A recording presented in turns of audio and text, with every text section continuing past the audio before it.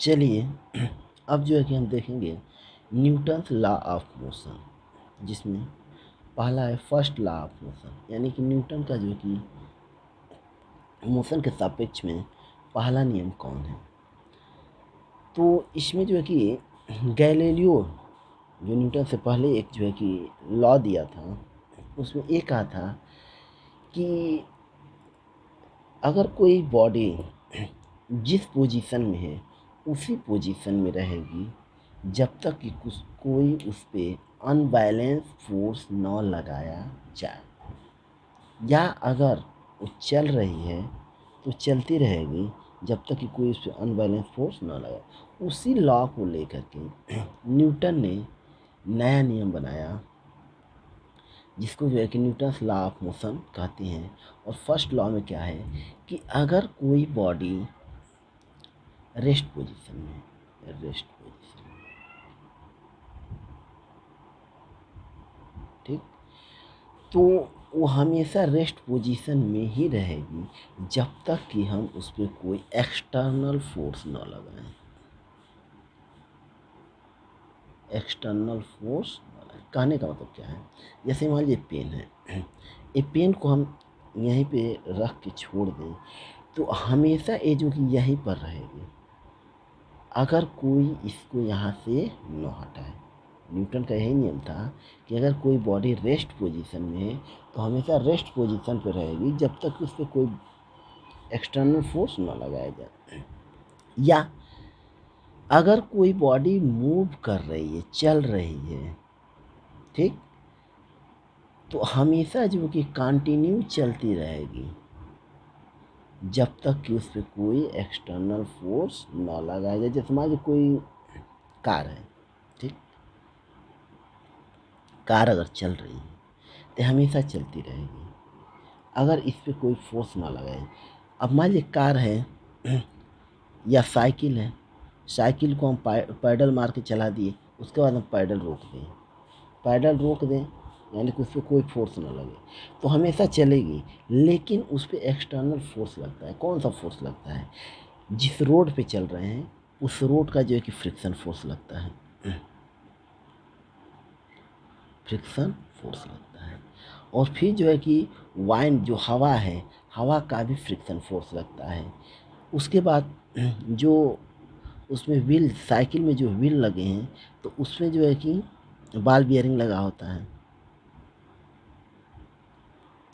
जिसको हम बेयरिंग कहते हैं, तो उसके अंदर भी जो है कि फ्रिक्शन फोर्स होता है। यानी कि बहुत सारे फोर्स जो है कि उस साइकिल पे वर्क कर रहे हैं, इसी वजह से जो कि वो साइकिल चलते चलते रुक जाती है। अगर यही सारे फोर्स अगर साइकिल पे वर्क नहीं करते तो वो साइकिल जो है कि कंटिन्यू चलती रहती। इस यही जो है कि न्यूटन का फर्स्ट लॉ ऑफ मोशन है, और इसी को जो है कि कहा जाता है law of inertia. Inertia, inertia का मतलब होता है जड़त्व। जड़त्व का मतलब क्या होता है कि जो जिस पोजीशन में है उसी पोजीशन में रहना चाहता है, यानी जो ऑब्जेक्ट जिस पोजीशन में है उसी पोजीशन में रहना चाहता है। ये जो है कि उस ऑब्जेक्ट की क्वालिटी होती है जब तक उस पर एक्सटर्नल फोर्स वर्क न करे। तो इसीलिए जो कि इसको लॉ ऑफ इनर्शिया भी कहा जाता है। तो यही न्यूटन का फर्स्ट लॉ यही है कि an object remain in A state of rest or of uniform motion in a straight line unless compelled to change that state by an external force। यानी कि अगर कोई बॉडी रुका हुआ है या चल रहा है तो कंटिन्यू रुका रहेगा या जो है कि यूनिफॉर्म मोशन से चलता रहेगा जब तक कि कोई उस पर एक्सटर्नल फोर्स न लगाया जाए। और इसी लॉ को जो है कि लॉ ऑफ इनर्शिया भी कहा जाता है। इनर्शिया के कुछ एग्जांपल देखिए, जैसे हम पेड़ की डाली पकड़ कर हिलाते हैं तो उसमें क्या होता है, फल जो है कि कुछ फल गिर जाते हैं। उसका रीज़न क्या होता है कि जैसे मान लीजिए कि जैसे हम डाली हिलाते हैं तो जो उस पर फल लगा होता है ठीक। जो फल लगा होता है, डाली तो हिलने लगी, लेकिन फल जो है क्या करेगा, रेस्ट पोजीशन में रहना चाहेगा, और उसी रेस्ट पोजीशन को जो है कि बैलेंस करने की वजह से ये जो है कि फल टूट के नीचे गिर जाता है। और देखिए, जब कभी हम बस में, कार में, जीप में बैठे हों और एक बाइक जो है कि क्या हो, ड्राइवर अगर ब्रेक लगा दे तो क्या होते हैं, आगे की ओर झुक जाते हैं। यानी कि जैसे ही वो ब्रेक लगाए हम क्या करें, आगे की ओर झुक जाते हैं।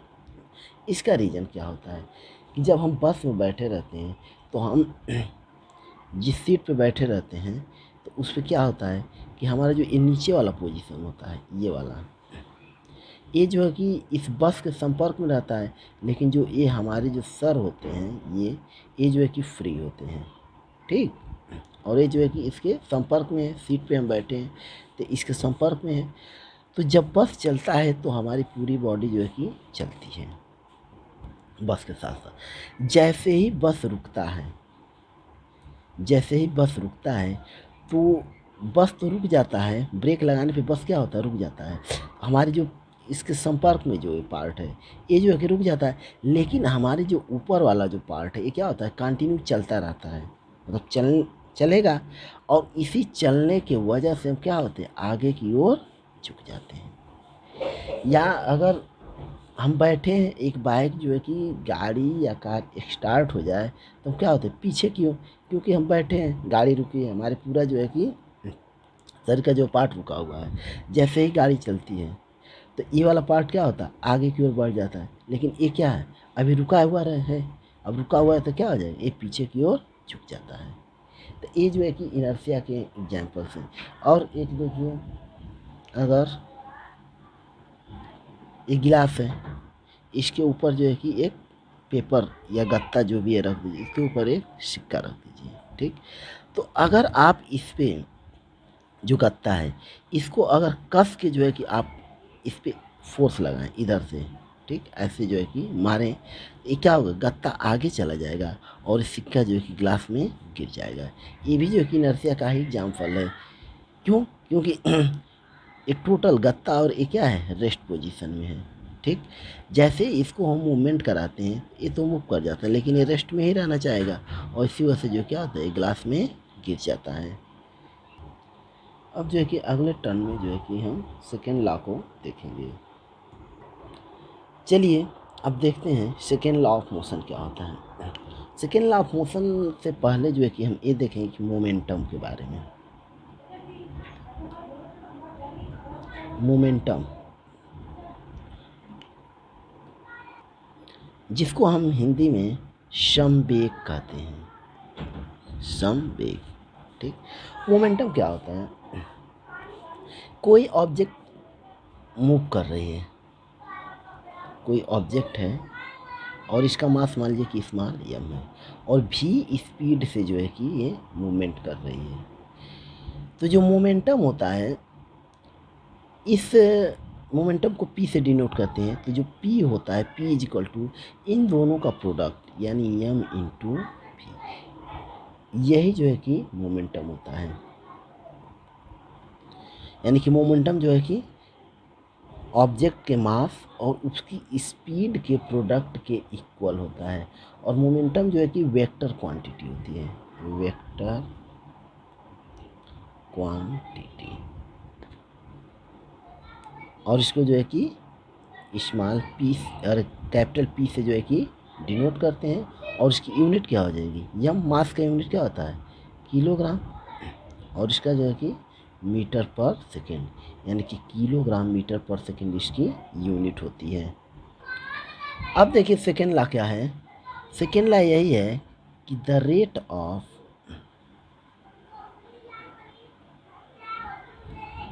Change of momentum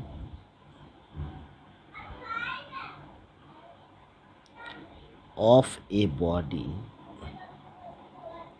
is directly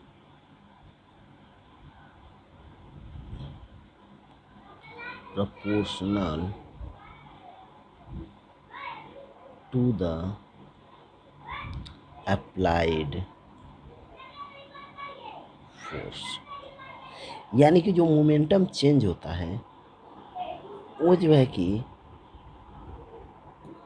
अब जितना हम फोर्स लगाते हैं उसके डायरेक्टली प्रोपोर्शनल होता है। कहने का मतलब जैसे मान लीजिए कि कोई ऑब्जेक्ट है, ठीक, तो ये जो है कि अगर हम इस पे जितना ही ज़्यादा फोर्स लगाएंगे तो यानी कि इसके मोमेंटम उतना ही ज़्यादा, क्योंकि भी की वैल्यू अगर चेंज होगी तो मोमेंटम भी चेंज होगा। तो जितना ही ज़्यादा फोर्स उतना ही जो है कि ज़्यादा जो है कि मोमेंटम में चेंजेज होगा। तो वही कह रहा है कि the rate of change of momentum is directly proportional to applied force. यानी कि जो momentum rate of change of जो मोमेंटम होता है, यानी कि कह सकते हैं F directly proportional to rate of change of momentum. मान लीजिए कि कोई ऑब्जेक्ट है, पहले जो कि इसकी स्पीड v1 है और फिर फोर्स लगाए तो उसकी स्पीड क्या होगी v2। यानी कि कह सकते हैं यम v2 माइनस यम v1। और मान लीजिए कि t समय के लिए फोर्स लगाए हैं अपान t। रेट ऑफ चेंज का मतलब कि टाइम से डिवाइड करना है। अगर सिर्फ चेंज ऑफ मोमेंटम देता तो यम v2 माइनस यम v1 हो जाता, लेकिन rate of change of momentum दिया है तो यम v2 माइनस यम v1 अपान टी। तो यही जो है कि सेकेंड लॉ ऑफ मोशन है।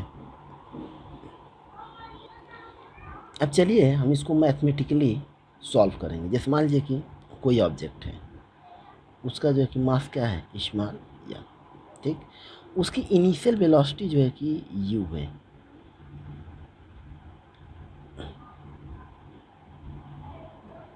वेलोसिटी ये है स्मॉल ई। उसके बाद अगर इस पर हम फोर्स लगाएं टी टाइम तक तो इसकी जो फाइनल वेलोसिटी हो गई वो जो है कि स्मॉल v, और टाइम जो है कि टी हो गया।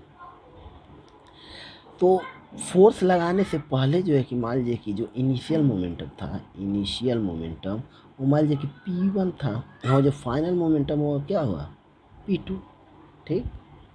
तो क्या कहा गया है कि द रेट ऑफ चेंज यानी एफ फोर्स लगाए ये किसके इक्वल होता है p2 माइनस p1 अपान टी। यानी p2 final momentum, p1 initial momentum upon T.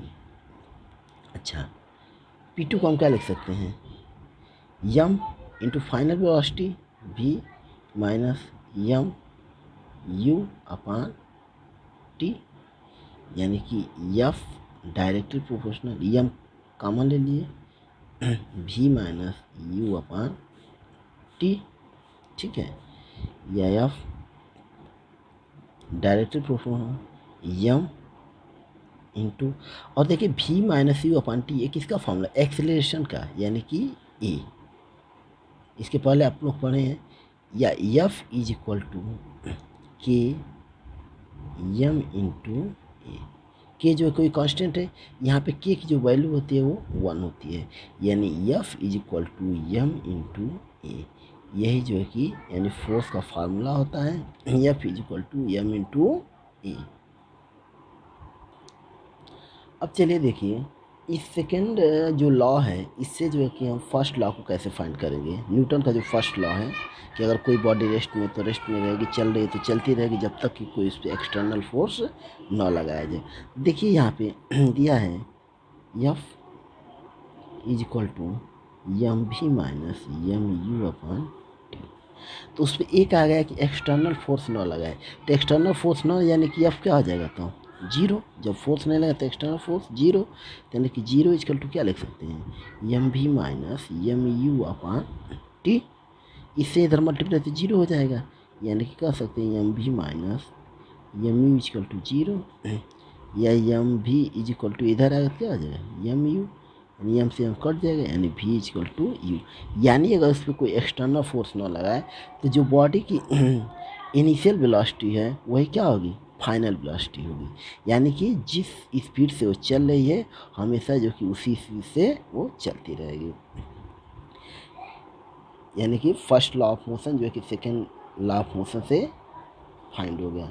अब देखिए कुछ इसके एग्जांपल दिया है। जैसे दिया है कि अगर कोई क्रिकेटर बॉल को पकड़ता है तो आप लोग देखते हैं कि बॉल जब क्रिकेटर पकड़ता है फील्डिंग करने वाला, तो बॉल को पकड़ के क्या करता है, अपने हाथ को धीरे धीरे पीछे लाता है।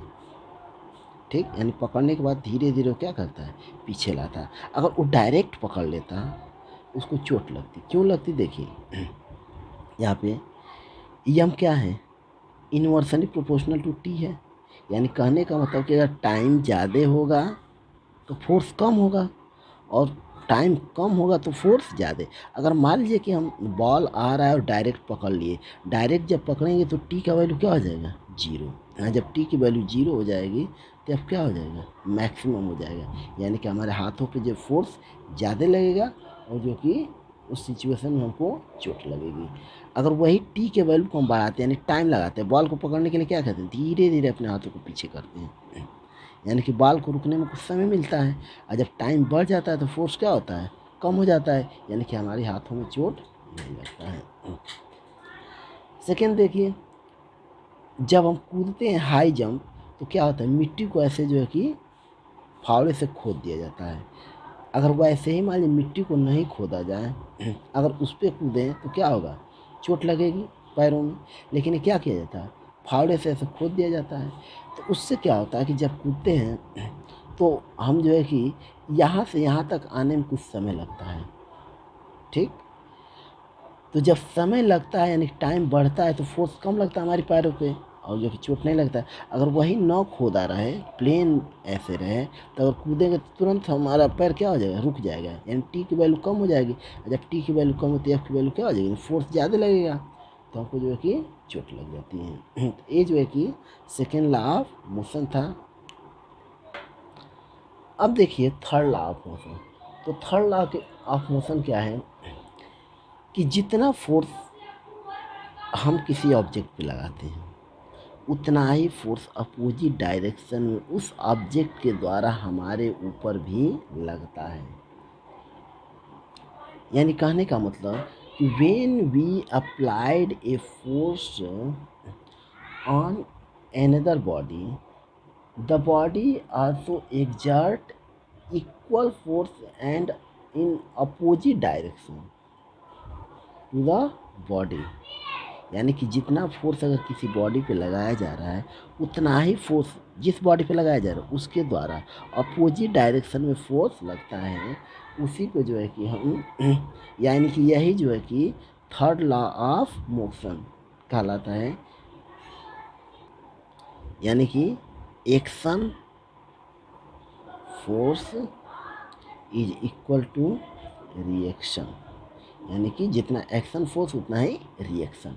इसका एग्जाम्पल जैसे देखिए, हाँ, बंदूक से अगर गोली हम छोड़ते हैं, बंदूक अगर कोई चलाता है तो देखें कि बंदूक जो है कि मतलब गोली पे जितना फोर्स लगाता है उतना ही फोर्स जो है कि पीछे की ओर हमारी बॉडी पे भी लगाता है।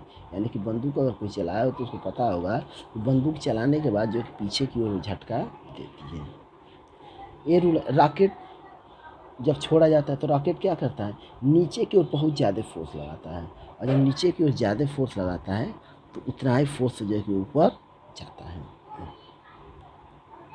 और देखिए एग्जाम्पल, जैसे मान लीजिए कि नाव है, नाव, ठीक, पानी में एक किनारे पे है, तो अगर जिस स्पीड से हम नाव से बाहर यानी कूदेंगे, ठीक है, अगर इधर हम कूदेंगे तो नाव क्या होगी, इधर जो है कि जाएगी। यानी हम इधर कूदेंगे तो नाव पे क्या होगा, इधर की ओर फोर्स लगेगा और इधर की ओर जाएगी। तो ये जो है कि थर्ड लॉ ऑफ मोशन था। अब जो है कि कल इसके बारे में आगे जो है कि अगला टॉपिक पढ़ेंगे।